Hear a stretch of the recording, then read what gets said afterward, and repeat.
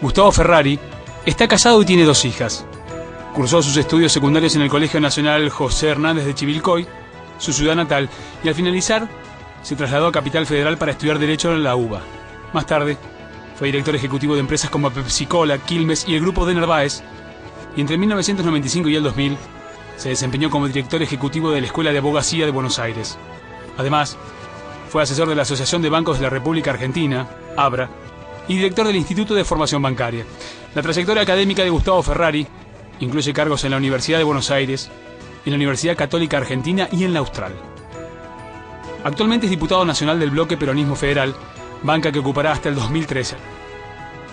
Además de desempeñarse como legislador, en las elecciones del 2011 fue jefe de campaña de Francisco de Narváez, a quien lo une una gran amistad. En la Cámara Baja ocupa las comisiones de Asuntos Constitucionales, Presupuesto y Hacienda, Justicia, Legislación Penal y Relaciones Exteriores. Hoy nos visita Gustavo Ferrari.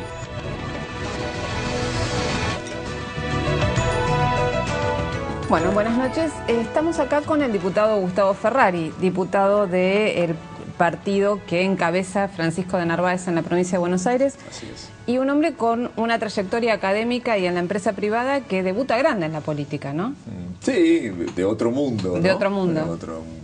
Es realmente un ámbito muy diferente al empresarial y al académico, pero es interesante el traslado hacia la política de personas que vienen de distintos canales, ¿no? Porque creo que enriquece de alguna manera el tratamiento de la cosa pública. Ahora, más o menos un poco más de 50 años tenías cuando empezaste a incorporarte a la política con Francisco de Narváez. Sí, claro, porque vengo del ámbito empresarial y en algún momento cuando Francisco decidió ir hacia la política, primero un poco desde afuera, asesorando, y ya luego en la función pública, renuncié a todos los cargos que tenía en el sector privado y pasé ahora sí, decididamente al sector público en el cargo de diputado nacional. Iniciando una carrera en esta etapa de la vida. Ahora, y esa carrera dentro del peronismo, a veces es difícil, te digo, confesando mi propio prejuicio, encuadrar a Francisco de Narváez dentro del peronismo, claro, porque uno no aparece como un dirigente, del estereotipo de dirigente peronista, por lo menos. ¿Vos cómo te sentís dentro del peronismo? ¿Te afiliaste al peronismo o cómo es esto? A ver, hay una historia familiar detrás, obviamente, ¿no? Yo vengo de una familia de muchísimo trabajo. Mis padres no terminaron el primario, ninguno de los dos. Y mi mamá era peronista, que siempre en las conversaciones en casa planteaba el hecho de que por primera vez se había sentido digna cuando pudo celebrar una Navidad, gracias, decía ella, a la sidra y al pan dulce que le entregó Evita. Son cosas que marcan, ¿no? Mi padre no, mi padre era antiperonista, reflejaba un poco la Argentina. La Argentina es eso, lo que estaba en mi casa era. Mi papá era conservador popular, ahí me tuvo grande, me tuvo como los 50 años, papá, y había nacido en 1908. Un padre que había pasado por un periodo conservador, siempre en la gastronomía, un hombre trabajador, con muchos problemas y los vaivenes económicos de la Argentina. Y qué sé yo. Entonces él era conservador.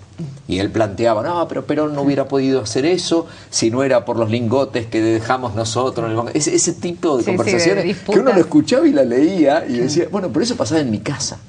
Y mi madre tenía una conciencia muy clara y muy directa y muy orientada al peronismo, en el cual no entraba en la discusión y votaba siempre peronismo. Yo en realidad vengo entonces de esa Argentina, de esa casa que marcó claramente el ascenso social. O sea, mis padres no terminaron el primario, yo terminé el primario, el secundario y la universidad, todo gracias al Estado. Todo gracias a la escuela pública y a la universidad pública. Con lo cual tengo un reconocimiento a ese concepto de justicia social y al concepto de ascenso social, sobre todo, producto del esfuerzo y producto de la combinación entre trabajo y Estado presente que otorgaba igualdad de oportunidades a los que no teníamos una situación económica favorable. Esto es muy cercano al peronismo. Esto es muy cercano al peronismo. Obviamente no estoy de acuerdo con los excesos, no estoy de acuerdo con ese peronismo autoritario, con ese peronismo desordenado, y sí creo que es posible un peronismo moderno, un peronismo adecuado a una república. Entonces ese es el concepto en el cual me siento absolutamente cómodo, habiendo votado toda mi vida al peronismo. ¿Toda la vida votaste al peronismo? Sí, siempre voté al peronismo. Porque el peronismo en las distintas etapas... Siempre voté al ¿Esto peronismo. qué quiere decir? ¿Que votaste a Kirchner? Voté, no, eso no es peronismo, eso es kirchnerismo. Bueno, no, en el 2003 el No es lo peronismo mismo.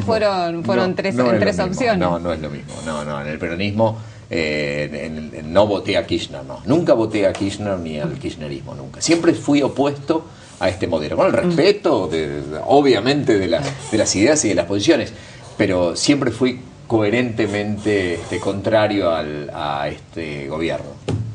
Ahora, lo que están, digamos, lo que se ve desde el denarvaísmo, digamos, si es, bueno, en esta proliferación de ismos que hay en la Argentina, sí, ¿no? Claro. Que a veces es excesiva, ¿no?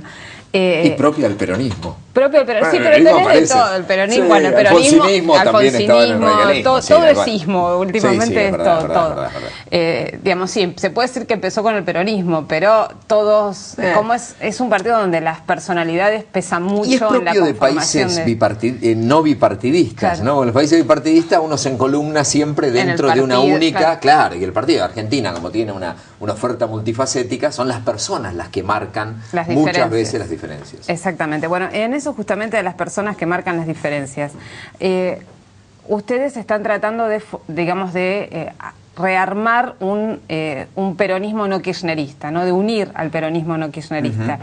Y también han hablado de la necesidad de convocar a Scioli y convocar a Massa en esta unidad. ¿Y qué significa eso? Porque Scioli hoy es el gobernador de la provincia de Buenos Aires, reelecto dentro del kirchnerismo. Eso surgió en algunos medios como producto de una comida que hubo en la cual personas diferentes plantearon la necesidad de ir preparando un post-kirchnerismo con algunas personas que hoy están en el kirchnerismo. No sé si son kirchneristas, pero claramente están con el gobierno.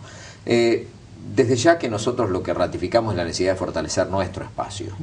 Y luego aquellos que en su momento decidan o no, pero si no lo deciden obviamente no, pero si deciden estar en la conformación de un peronismo como opción moderna, nueva y que trascienda al kirchnerismo, bueno, efectivamente será bueno trabajar en conjunto. Pero me parece que es más una especulación político-periodística, podemos decir, que algo que tenga raigambre de verdad. Es decir, nosotros hoy por hoy estamos trabajando por consolidar nuestro propio espacio y luego se verá, incluso pensando que el 2013 tiene que ser una elección en la cual nos unamos todos los que somos afines, ofreciéndole a la ciudadanía que ya se expresó, la ciudadanía la semana pasada dio una expresión, nosotros creo que tenemos que ahora responder a esa expresión con una oferta que sea, como digo, de afines, pero dentro de lo posible sin candidaturas. Es decir, que no se plantee, esta es la lista de tal presidente 2015 o de Narváez gobernador 2015. No, 2013 me parece que es una etapa en la cual hay que mostrarle unidad a la ciudadanía y dirimir candidaturas por el sistema que corresponda luego, 2014 o 2015. En eso estamos trabajando.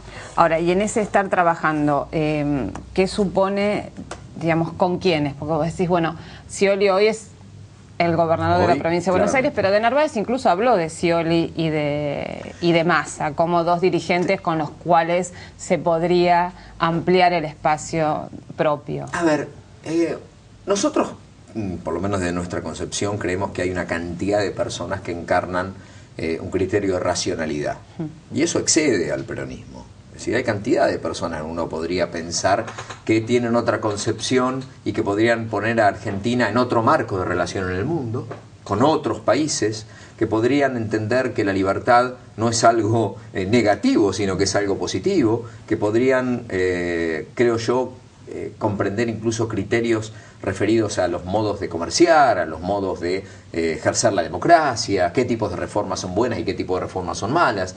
Digo, esa mesa es una mesa amplia que excede al peronismo y que ciertamente uno podría pensar, de acuerdo a los comportamientos que se han tenido, que la pueden integrar una cantidad de sectores. Probablemente Francisco lo ha hecho hablando de ese tipo de relacionamiento.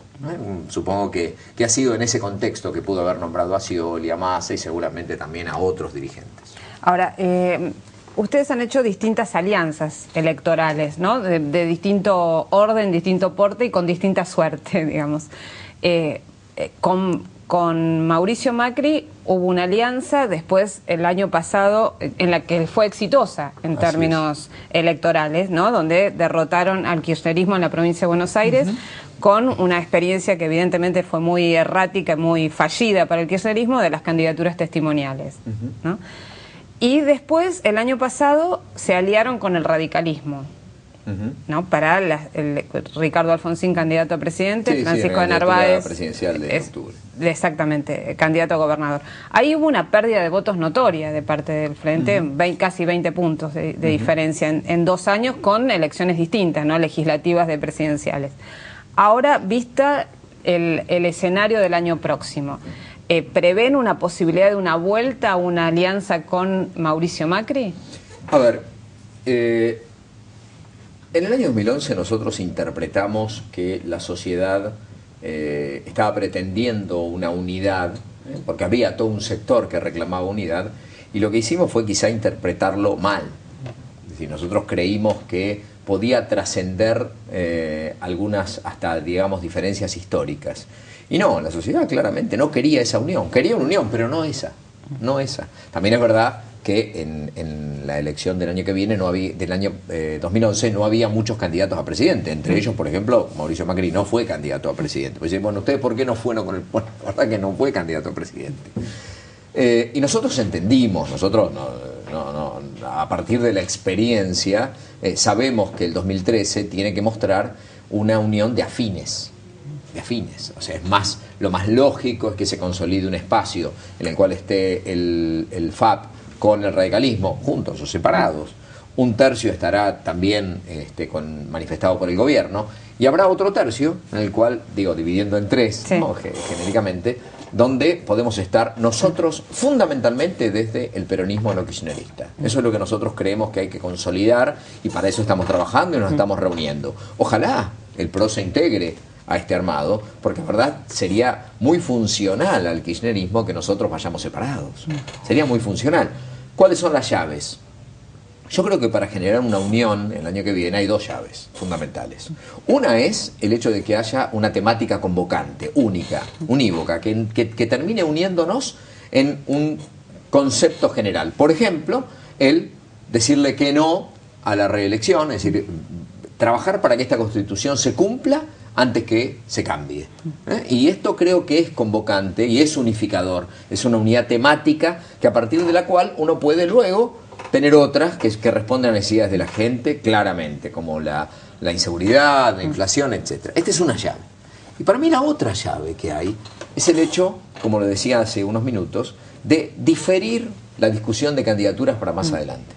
Es decir, que ninguno de los que aspira a ser candidato presidencial diga, esta es mi lista para el 2015 y gano yo. Pero eso no es un poco ideal, pensando en cómo se disputa la política. Bueno, nosotros estamos dispuestos a decir, esta lista no es la de Narváez gobernador. Es decir, no, discutámosla más adelante, el gobernador, y discutamos los presidentes. Si confluye, hipotéticamente, De la Sota a ese lugar, si confluye Rodríguez Sá, si confluye Macri, si confluye, bueno, que todos estén allí, que tratemos de zanjar este problema importante que la ciudadanía está exigiendo, que es la posibilidad de una unidad, que todo lo que claramente las encuestas están mostrando que pierde el oficialismo, vaya no ya tan diluido en cantidades de representantes, sino hacia un lugar común. Y bueno, esto sería me parece una llave importante para plantear. Ahora, cuando vos decís que todo lo que no es oficialismo se une en un lugar común, digamos, hubo una afín.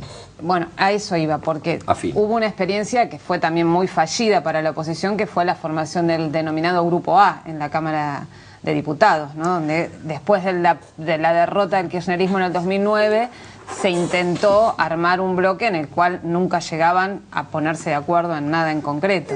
Mira, yo eso lo pongo un poco en tela de juicio. Creo que la segunda etapa fue mala, la primera no tanta, por lo menos en diputados. Diputados sacó una cantidad de medias sanciones, que ninguna fue ley, en el Senado. En el Senado se logró que cuatro voluntades, quién sabe por qué metodología de seducción, dejaran de ser opositores para pasar a ser oficialistas, y la media sanción que teníamos nosotros de reforma del Consejo de la Magistratura, la de los DNU, las de cantidades de proyectos que salieron con media sanción, no fueron ley. Entonces digo, sí, efectivamente el Grupo A, además desde el nombre hasta el hecho de haber intentado y haberlo planteado tan brutalmente sin haber pretendido incluso la presidencia de la Cámara, creo que genéricamente podría ser un error. Ahora, todo no fue fracaso desde la función de la Cámara de Diputados. Los diputados sacamos cantidades de proyectos de ley. Es decir, que de media sanción. De media sanción, claro. De media sanción. Senado, la claro. relación de fuerzas en el Senado. Claro, entonces cuando vos mirás, ¿es ley? No, no es ley. Entonces tengo que darte la razón. Vos me decís, no sacaron la ley. Ahora, ¿no es ley por la Cámara de Diputados o no es ley por la Cámara de Senadores? Claramente, si vos ves la lista, no es ley por la Cámara de Senadores. La única que fue ley es el 82% móvil que vetó la Presidenta de la Nación. Está. Ahora, con respecto al tema de la reelección, vos decís, bueno, a partir puede ser un objetivo convocante para la oposición y a partir de ahí acordar distintos temas. Digamos, ¿vos rechazás la posibilidad de una reforma constitucional por la cláusula de reelección o considerás que no es necesaria una reforma constitucional? Yo creo que no es necesaria una reforma constitucional. La Constitución argentina del 94 recepta una cantidad de principios muy interesantes del constitucionalismo moderno. Se queda a mitad de camino en algunos aspectos, pero fundamentalmente porque no se cumplen en lo que es la atenuación del presidencialismo.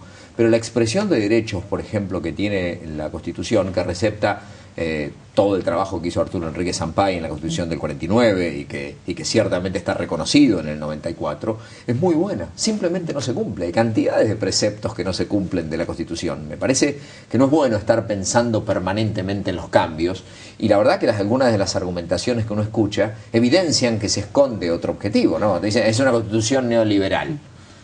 Bueno, Néstor y Cristina Kirchner fueron convencionales constituyentes y votaron sin cambiar un solo ápice de la Constitución y defendieron la Constitución del 94. Digo, para aquellos que dicen que es una Constitución neoliberal. Me parece que de ninguna manera es neoliberal.